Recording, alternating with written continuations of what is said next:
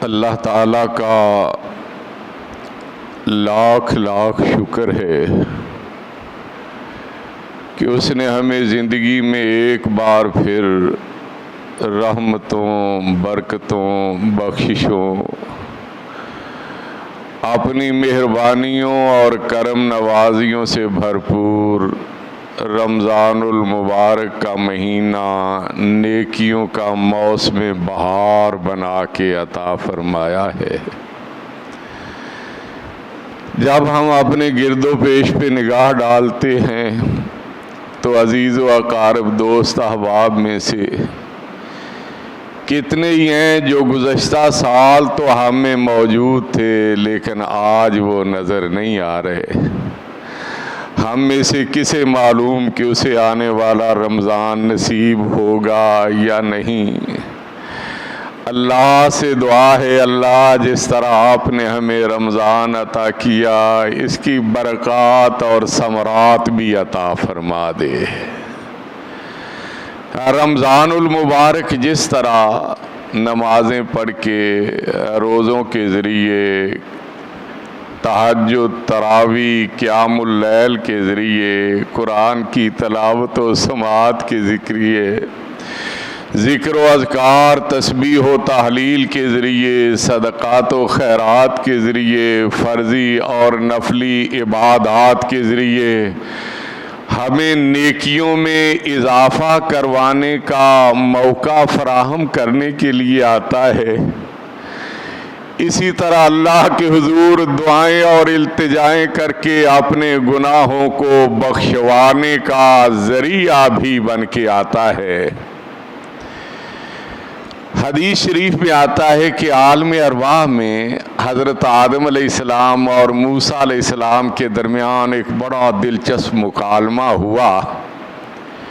موسیٰ علیہ السلام حضرت آدم علیہ السلام سے عرض کرتے ہیں، آپ وہی آدم ہیں جنہیں اللہ نے اپنے ہاتھوں سے بنایا، فرشتوں سے سجدہ کروایا اور جنت میں بسایا؟ جواب دیتے ہیں، جی میں وہی آدم ہوں۔ عرض کرتے ہیں، آپ وہی آدم ہیں جنہیں اللہ نے جنت کے ہر مقام پہ رہنے، ہر لباس پہننے، ہر غذا کھانے، ہر مشروب پینے کی اجازت تو دی، لیکن ایک درخت کے قریب جانے سے منع کر دیا؟ جواب دیتے ہیں، جی میں وہی آدم ہوں۔ عرض کرتے ہیں، آپ وہی آدم ہیں جنہوں نے اللہ کے حکم کو پس پشت ڈالتے ہوئے اس شجر ممنوعہ کو استعمال کیا، جس کی وجہ سے آپ اور ہم جنت سے نکال دیے گئے، گھر سے بے گھر کر دیے گئے؟ بابا جی، اگر آپ وہ دانہ نہ کھاتے تو آپ کا کیا بگڑ جاتا؟ حضرت آدم علیہ السلام موسیٰ علیہ السلام سے پوچھتے ہیں، تم وہی موسیٰ ہو جس سے بچنے کے لیے فرعون نے ہزاروں بچے شہید کروائے، لیکن اللہ نے اسی کے گھر میں تمہیں پروان چڑھایا؟ عرض کرتے ہیں، جی میں وہی موسیٰ ہوں۔ تم وہی موسیٰ ہو جنہیں اللہ نے بنی اسرائیل کی طرف رسول بنا کے مبعوث کیا اور ان پہ تورات نازل کی؟ جی میں وہی موسیٰ ہوں۔ تورات میں لکھا ہوا ہے، عصا آدم ربہ فغوا، آدم علیہ السلام نے اپنے رب کی نافرمانی کی، ان سے بھول ہو گئی۔ عرض کرتے ہیں، لکھا ہوا ہے۔ پوچھتے ہیں، یہ بتاؤ میں پہلے پیدا ہوا تھا یا تورات پہلے لکھی گئی تھی؟ عرض کرتے ہیں، تورات پہلے لکھی گئی تھی۔ فرماتے ہیں، موسیٰ تم مجھے اس کام کے کرنے پہ کوسنے دیتے ہو جس کا فیصلہ میرے پیدا ہونے سے پہلے ہو چکا تھا۔ نبی کریم صلی اللہ علیہ وآلہ وسلم نے اس موقع پہ ایک جملہ استعمال کیا جو سنہری حروف سے لکھنے کے قابل ہے۔ فرمایا، ناصیہ آدم وناسیت ذریتہ وخطا آدم وخطات ذریتہ، آدم علیہ السلام بھول گئے، ان کی اولاد سے بھی بھول ہوتی رہے گی۔ آدم علیہ السلام خطا کر بیٹھے، ان کی اولاد سے بھی خطائیں ہوتی رہیں گی۔ میرے بھائیوں، ہم مانے یا نہ مانے، ہم سے غلطیاں ہوتی ہیں اور یہ ہماری فطرت میں شامل ہے، اور کوئی شخص اپنی فطرت سے تو راہ فرار اختیار نہیں کر سکتا۔ کچھ لوگ ایسے ہیں جو غلطیوں پہ غلطیاں کیے جاتے ہیں لیکن ٹس سے مس نہیں ہوتے، یہ شیطان کے ساتھی بن جاتے ہیں۔ اور کچھ ایسے بھی ہوتے ہیں جو بتقاضائے بشریت کوئی لغزش کر بیٹھتے ہیں، لیکن پھر انہیں فکر دامن گیر ہوتی ہے اور وہ اللہ سے اس کی معافی مانگتے ہیں، وہ رحمان کے بندے بن جاتے ہیں۔ نبی کریم نے فرمایا کل بنی آدم خطاؤن وخیر الخطائین التوابون، ہر وہ شخص جو نسل آدم سے تعلق رکھتا ہے وہ خطا کار ہے، اور خطا کاروں میں سے اچھے وہ ہیں جو اللہ کے حضور تائب ہو جاتے ہیں۔ اللہ ہمیں بھی اچھے لوگوں میں شامل فرما دے۔ میرے بھائیوں، ہم سب حضرت آدم علیہ السلام اور سیدہ حوا علیہ السلام کی اولاد ہیں۔ ہمارے ماں باپ سے صرف ایک بھول ہوئی تھی، اس ایک بھول کو بخشوانے کے لیے وہ برس ہا برس اللہ کے حضور یہ دعا کرتے رہے، ربنا ظلمنا انفسنا وَإِن لَّمْ تَغْفِرْ لَنَا وَتَرْحَمْنَا لَنَكُونَنَّ مِنَ الْخَاسِرِينَ۔ پروردگار، ہم نے اپنے نفسوں پہ ظلم کر لیا ہے، اگر آپ نے ہمیں معاف نہ کیا، ہم پہ رحم نہ فرمایا تو ہم خسارہ پانے والوں میں سے ہو جائیں گے۔ اللہ، جس طرح آپ نے ہمارے ماں باپ کی خطا کو معاف کیا تھا، اللہ ہماری خطاؤں کو بھی معاف فرما دے۔ میرے بھائیو، ہم سب نبی کریم صلی اللہ علیہ وسلم کی امتی ہیں۔ نبی کریم صلی اللہ علیہ وسلم ابتدا سے انتہا تک مغفور ہیں، آپ کے دامن پہ کسی خطا کا کوئی دھبا نظر نہیں آتا۔ اللہ خود فرماتے ہیں لِیَغْفِرَ لَكَ اللَّهُ مَا تَقَدَّمَ مِنْ ذَنبِكَ وَمَا تَأَخَّرَ۔ اے میرے حبیب صلی اللہ علیہ وسلم، ہم نے آپ کو ابتدا سے انتہا تک مغفور فرما دیا۔ گناہ نام کی کوئی چیز نہیں، اور نیکیاں اتنی ہیں جن کا شمار کوئی نہیں ہو سکتا۔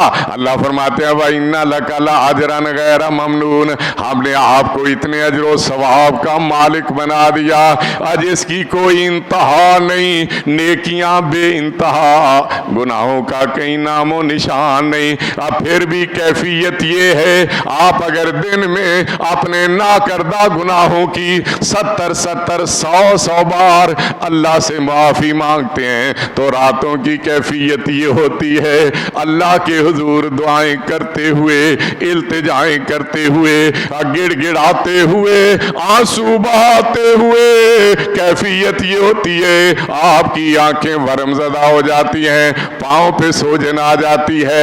اما جان سیدہ عائشہ نے جب پیارے پیغمبر کو اللہ کے حضور اس طرح روتے اور التجائیں کرتے ہوئے دیکھا، عرض کرتی ہیں لما تصنع ھذا یا رسول اللہ، اے اللہ کے حبیب، جب آپ نے اللہ نے آپ کو معصوم بنا دیا ہے، پھر اس محنت کرنے کی کیا ضرورت؟ فرمایا فلا کونو عبدا شکورا، کیا میں اللہ کا شکر گزار بندہ نہ بنوں؟ اللہ ہمیں بھی اپنے حبیب کے نقش قدم پہ چلتے ہوئے اپنے حضور دعائیں التجائیں کر کے گناہوں کو بخشوانے کی توفیق عطا فرما۔ اللہ، جس طرح آپ نے اپنے حبیب کو گناہوں سے پاک اور صاف کر دیا تھا، اللہ ہمیں بھی گناہوں سے پاک اور صاف فرما دے۔ نبی کریم صلی اللہ علیہ وسلم کے ایک صحابی ہیں، نام ہے عامر، اور پیشے کے لحاظ سے یہ شکاری ہیں، اس وجہ سے ان کا نام ہی عامر رام کے نام سے مشہور ہے۔ ایک دن شکار کے لیے کسی جنگل کے پاس سے گزر رہے تھے، درختوں کے ایک جھنڈ کے پاس سے گزر ہوا تو وہاں دیکھا ایک پرندے کے چھوٹے چھوٹے بچے چہچہا رہے ہیں، اپنی ماں کے ساتھ محبت پیار کی باتیں کر رہے ہیں، جس طرح چھوٹے معصوم بچے اپنی ماؤں کے ساتھ لاڈ کر رہے ہیں اور وہ بھی اپنی ماں کے ساتھ لاڈیاں کر رہے تھے. کہتے ہیں میں نے گیا, میں نے دیکھا کہ چھوٹے چھوٹے پرندے ہیں, ان میں پر نہیں لگے ہوئے, پرواز نہیں کر سکتے, اڑ نہیں سکتے. میں نے انہیں اٹھایا, چادر بچھائی, ان میں رکھ دیا, اوپر دامن ڈال دیا. ان کی ماں نے جب اپنے بچوں کو اس کیفیت میں دیکھا میرے گرد منڈلانے لگی, گویا مجھ سے یہ التجائیں کر رہی ہو میرے معصوم بچوں کو آزاد کر دو, انہوں نے آپ کا کچھ بگاڑا نہیں. میں نے دامن اوپر سے ہٹایا, ماں اپنی جان کو خطرات میں ڈالتے ہوئے اپنے بچوں کے ساتھ آ کے لپک گئی, انہیں اپنے پروں میں سمیٹنے لگی. میں نے کوشش کی کہ ماں اپنے بچوں کو چھوڑ کے چلی جائے, لیکن وہ جانے کے لیے تیار نہ ہوئی. میں نے بچوں اور ان کی ماں کو اسی طرح اٹھایا, نبی کریم کی خدمت میں حاضر ہو گیا. میں نے واقعہ سنایا, آپ نے فرمایا ذاہنا یہاں رکھ دو. میں نے بچوں کو وہاں رکھا, فرمایا دامن ہٹا دو. میں نے دامن بھی ہٹا دیا. اب ماں اڑ کے اپنی جان بچا سکتی ہے, لیکن بچوں کو وہ خطروں میں گھرا ہوا چھوڑ کے جانے کے لیے تیار نہیں. صحابہ کرام حیرت و استعجاب میں ڈوب گئے. نبی کریم پوچھتے ہیں تعجبون من رحم ام الافراخ بفراخها, کیا ان بچوں کی ماں کو جو بچوں سے جو محبت اور پیار ہے تم اس پہ تعجب کر رہے ہو؟ عرض کرتے ہیں اللہ کے رسول مامتا کی محبت کے انداز ہی کچھ اور ہیں. میرے بھائیوں, ہمیں بھی اپنے ماں باپ کی قدر کرنی چاہیے. اللہ تعالیٰ نے ماں باپ کا ذکر کرتے ہوئے انسان کو ان کی خدمت کرنے کا حکم دیا ہے. فرمایا خدمت کرتے رہنا, لیکن یہ نہ سمجھنا میں نے ان کا حق ادا کر دیا ہے. خدمت بھی کرنا اور میرے حضور یہ دعا کرنا بھی نہ بھولنا, رب ارحمہما کما ربیانی صغیرا. پروردگار مجھے اپنا بچپن بھی یاد آ رہا ہے جب میں کچھ کھا نہیں سکتا تھا, پی نہیں سکتا تھا, لباس نہیں تبدیل کر سکتا تھا. میری ماں مجھے کھلاتی بھی رہی, پلاتی بھی رہی, میرا بدبو سے لتھڑا ہوا لباس بھی تبدیل کرتی رہی. پروردگار مجھے وہ وقت بھی یاد ہے جب میرا باپ میرے بہتر مستقبل کے لیے کولو کے بیل کی طرح مسلسل تگ و دو کرتا رہا. پروردگار مجھے وہ وقت بھی یاد ہے جب کمزوری کی وجہ سے بچپن میں بھوک پیاس مجھے لگتی تھی, لیکن احساس ماں باپ کو ہوتا تھا. جب تکلیف مجھے پہنچتی تھی ٹیسے ماں باپ کو محسوس ہوتی. جب بیمار میں پڑتا جان ان کی نکلنے لگ جاتی. اللہ جو میرے بس میں ہے وہ خدمت کر رہا ہوں, لیکن حق ادا نہیں کر سکتا, اس لیے تیرے حضور دعا کر رہا ہوں رب ارحمہما کما ربیانی صغیرا.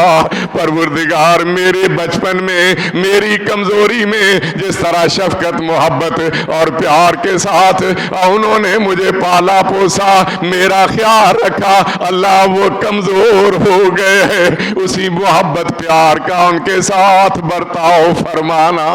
میرے بھائیوں, جن کے ماں باپ زندہ ہیں انہیں کوشش کرنی چاہیے کہ ماں باپ کی خدمت میں لگے رہیں. اس طرح اللہ کی طرف سے انہیں جنت کی چابی ملے گی, جس چابی کے ذریعے وہ جنت کے دروازے کھلوا سکیں گے.